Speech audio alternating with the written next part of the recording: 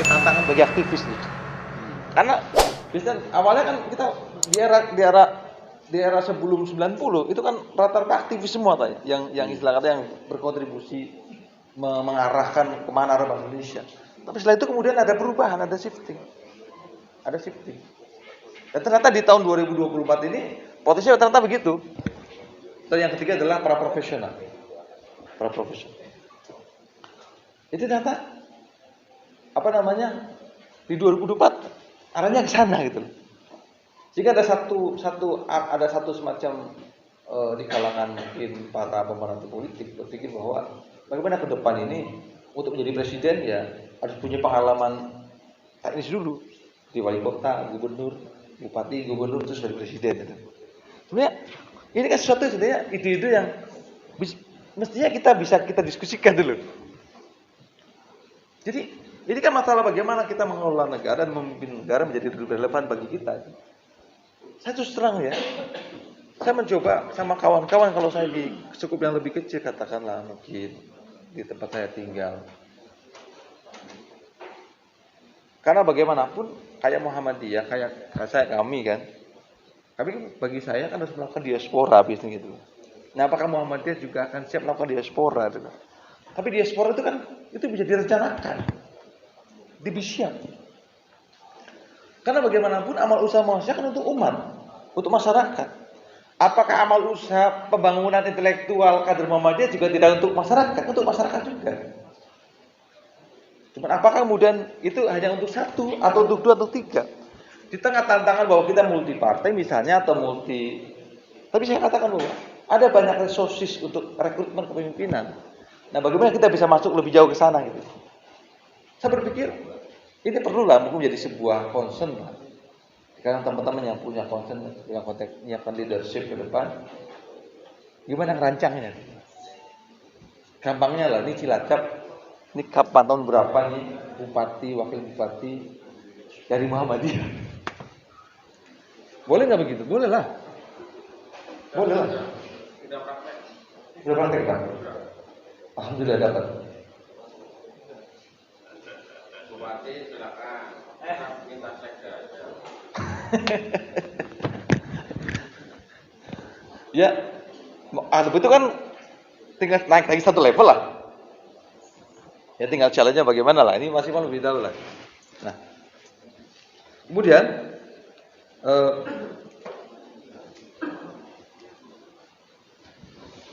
bagaimana umat Islam bisa keluar dari situasi keterpurukan? Ini pertanyaan berat bagi saya. Karena kadang ada pertanyaan umat Islam kan, apakah umat Islam dalam kerangka sosiologis atau umat Islam dalam kerangka kependudukan itu. Ini jadi pertanyaan ini Pak, pertanyaan. Karena kan faktanya dalam konteks komposisi ini keterpurukan gini Pak. Saya membacanya keterpurukan ini kan selalu membaca dari aspek politik Pak. Ya gitu ya. Selalu dari aspek politik. Kita bicara katalah 212 seolah dari aspek politik lagi.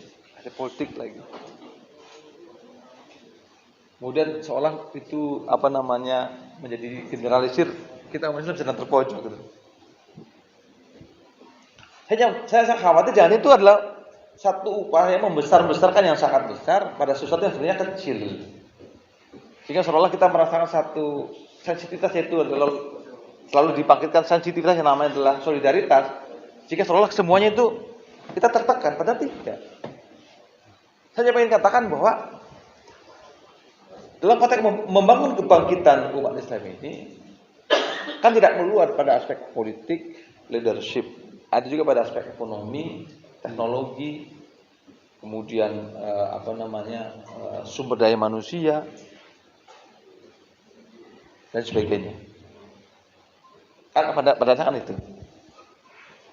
Nah, jangan-jangan kita ini selalu terpaku kepada politik untuk kebangkitan umat ini. Nah, saya rasa perlulah kita mencoba memview atau bahkan membidik pada aspek lain yang menjadi konsentrasi kita. Nah, saya rasa Muhammadiyah ini sudah sangat besar banget Pak pada aspek amal usaha nih Pak. Memang menjadi challenge apakah perlu ada amal usaha yang lain yang menjadi perhatian Muhammadiyah gitu loh. Atau jangan-jangan perlu yang diperlukan adalah sindikasi Muhammadiyahnya. Bukan Muhammadiyah, tapi sindikasi Muhammadiyahnya. Ya mungkin kapan-kapan ketemu sama yang concern di politik, ya ketemulah politik, diskusi aja.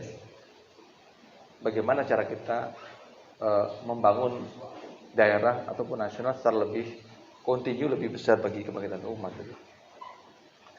Meskipun ya kita tahu bahwa simbol kan akhirnya perlu ya. Simbol akhirnya perlu. Terus terang aja tahun 98 kita akan bangga dengan Pak Amin Rais.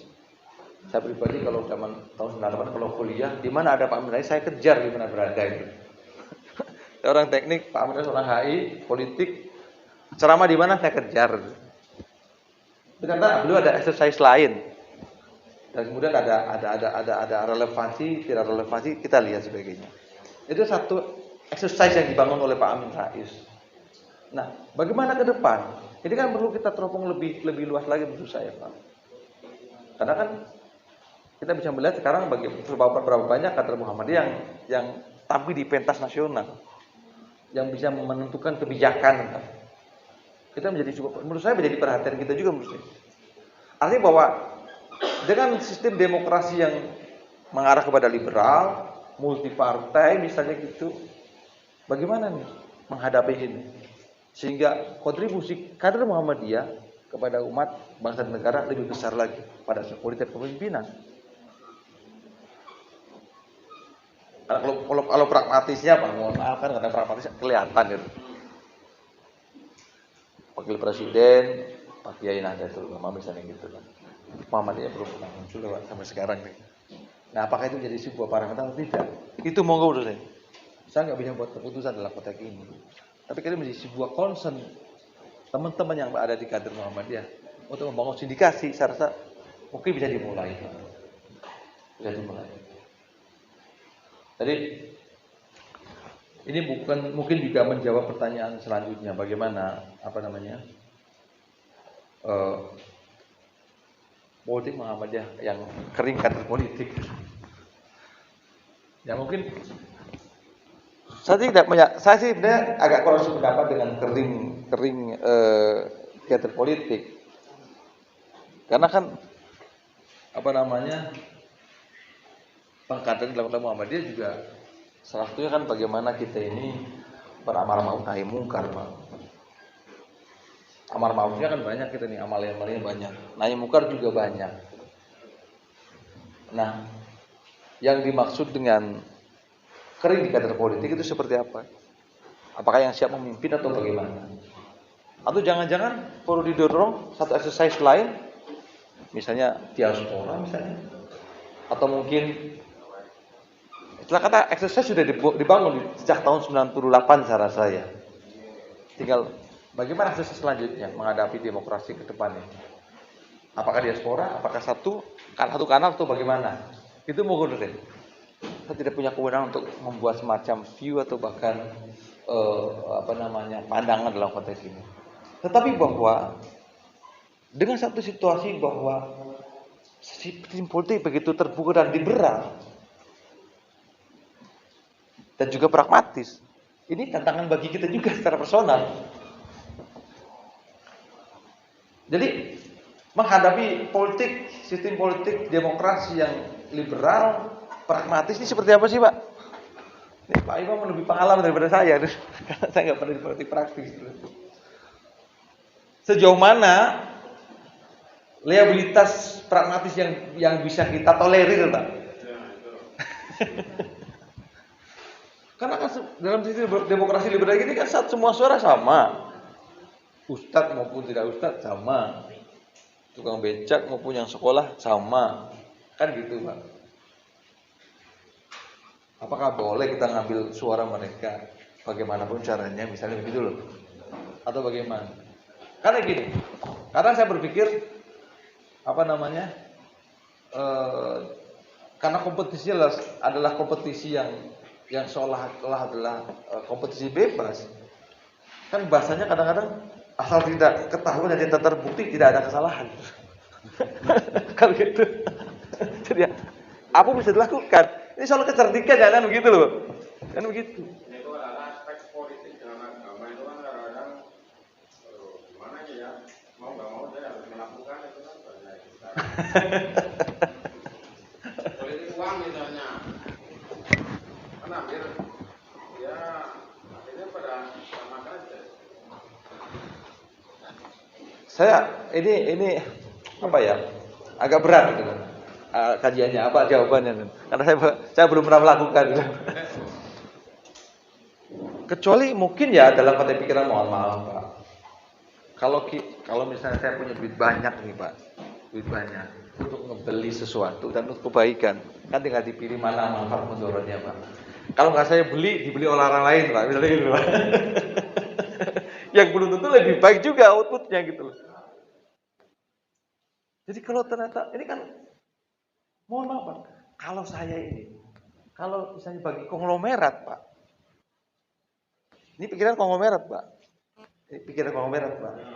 untuk menguasai negeri ini kan murah Pak. Saya punya uang 100 triliun, saya buang 3 triliun, saya kuasai kebijakan.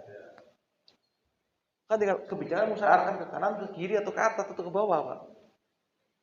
Dalam konteks orang yang punya duit 100 triliun, punya dikeluarkan 3 triliun, gak ada isu Pak, itu bukan isu Pak. Dan itu terjadi. Ini kan masalah, sementara kita berdebat pada itu boleh nggak money politik atau bukan. Nah, ini adalah salah satu atau bagian strategi, bagian taktik atau bagaimana. Atau jangan karena kita ini nggak punya uang, itu berarti salah itu loh. Tapi kalau saya punya uang gede, 100 triliun saya buang 3 triliun Pak. Nggak, itu bukan isu Pak. Itu kan zakat saya Pak. 3%. 3% zakat saya Pak. Buang aja. Nah, jangan karena akibat ketidakmampuan ini, akhirnya kita justru berkeluh kesah menghadapi sistem yang liberal. Meskipun pada tatanan ideal kita juga ini juga perlu dikritisi. Ada satu situasi begini. Mengapa sistem politik di Thailand sama Indonesia? Apa perbedaannya? Di Thailand itu demo berhari-hari sebagainya tetap stabil Pak. Karena ada sistem monarki pada dasarnya kan. Ada sistem keseimbangan politik, ada satu penyeimbang politik. Sistem yang membuat politik itu stabil, stabilitas politik namanya adalah monarki raja gitu. Nah di kita ini kan liberal Pak, jadi kita nggak ada sistem keseimbangan politik Pak, yang menyeimbangkan politik Pak. Bandul keseimbangannya nggak ada Pak. Kalau dulu kita ada MPR Pak, sebagai pemegang kuasa tertinggi. Sekarang kita nggak ada. Memang kita liberal sekali Pak. Nah, ini mau bagaimana Pak? Apakah kita amandemen kembali atau kembali kepada UUD 45 yang lama misalnya gitu? Atau bagaimana? Nah kita harus perlu dikaji lebih jauh Pak. Nah sementara dalam waktu reformasi kita mendorong amandemen konstitusi misalnya gitu loh. Seperti apa? Nah saya rasa ini saya rasa memang satu hal yang memang perlu juga menjadi satu perbincangan. Jangan-jangan inilah satu bagian daripada bagaimana kita tertantang untuk bisa memperkuat literasi kita, mampu literasi kita, sejarah, sosiologi, ilmu hukum, sosial dan sebagainya. Salah begitu. Terima kasih. Terima kasih Pak. Kita bicara soal politik Islam. Saya pribadi itu karena kita bicara soal politik Islam, kadang kita terjebak pada aspek hukum negara vis-a-vis syariat Islam itu Pak. Padahal kita kan perlu melihat secara lebih, istilah kata yang mengatakan bukan objektif lah, relax aja. Di Indonesia sudah ada hukum nikah, ada pengadilan agama, ini syariat ya Pak. Sudah ada kita ini hukum bank muamalah. Terlepas bagaimana prakteknya ya. Apa prakteknya itu soal perdebatan lain lah. Ini soal bagaimana kita ngambil keuntungan di depan atau di belakang atau di tengah gitu. Kita sudah ada pula soal hukum waris, hukum nikah, waris,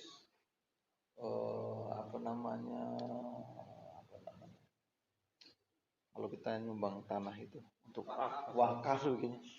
Ini hukum syariat Islam udah masuk gitu. Pada dasarnya gitu.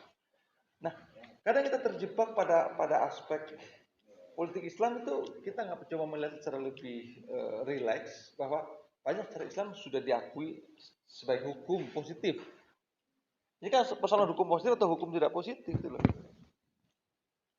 Karena kalau maksud dalam hukum yang diundangkan oleh negara itu maksud hukum positif.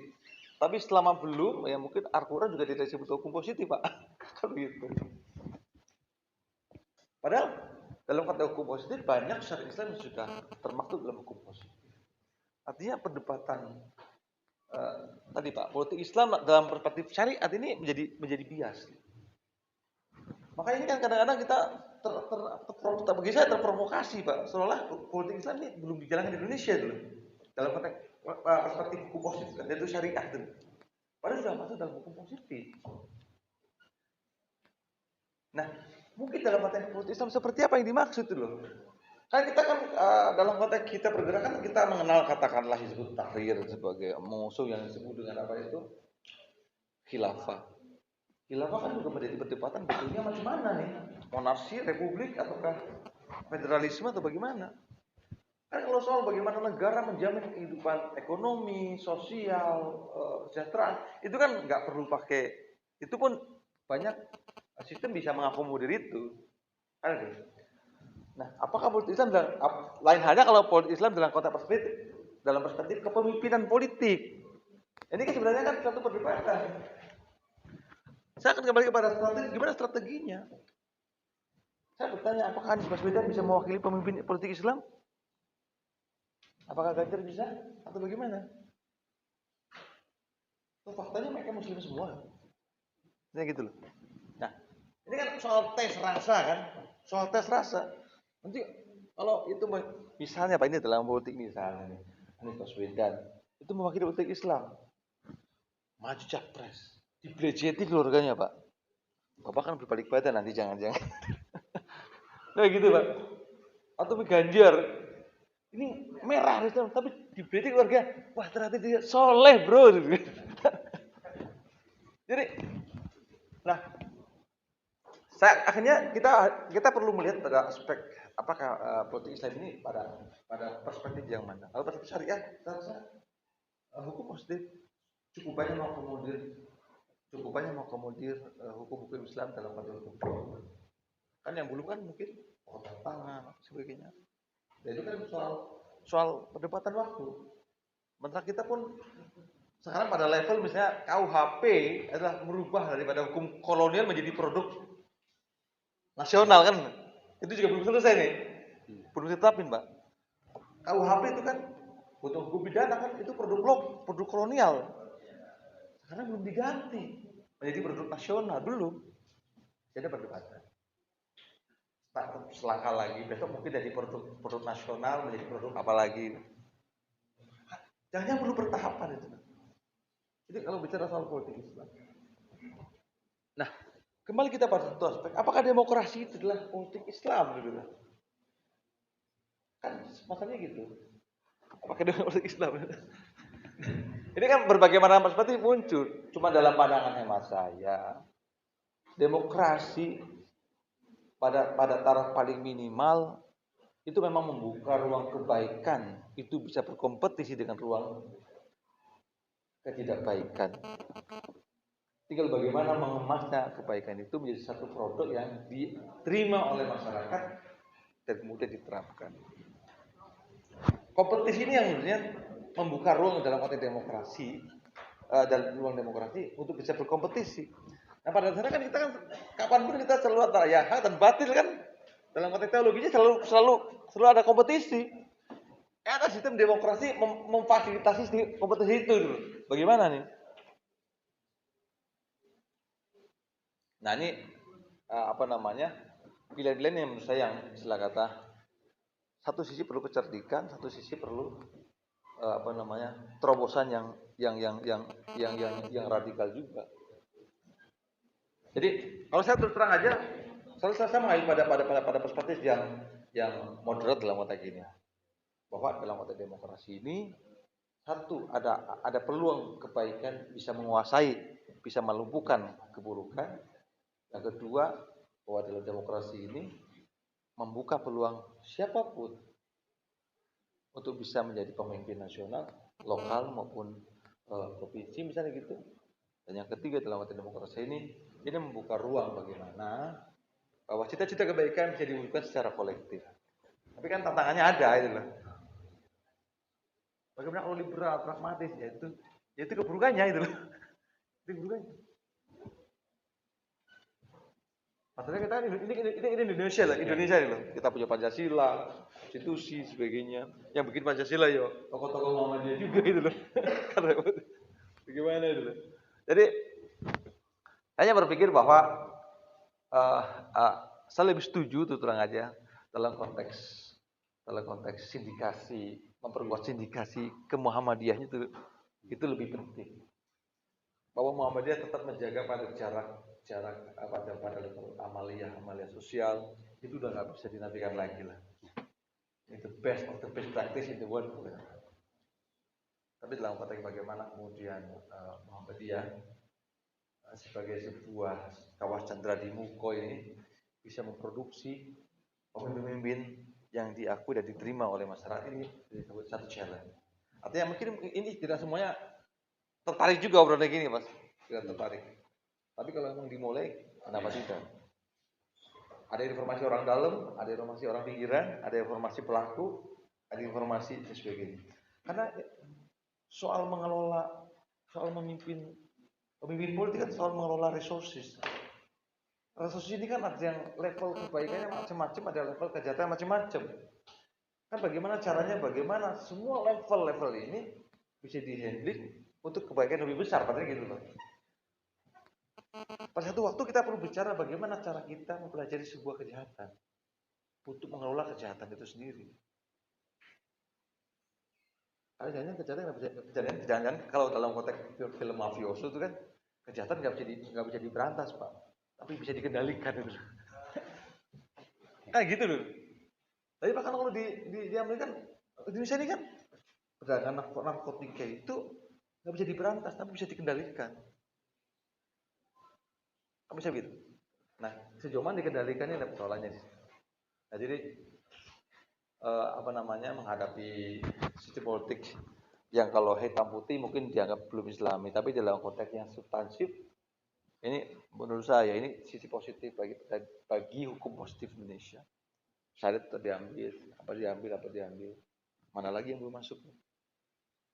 Sholat kan nggak perlu dia buat hukum positif lah. Nggak ada.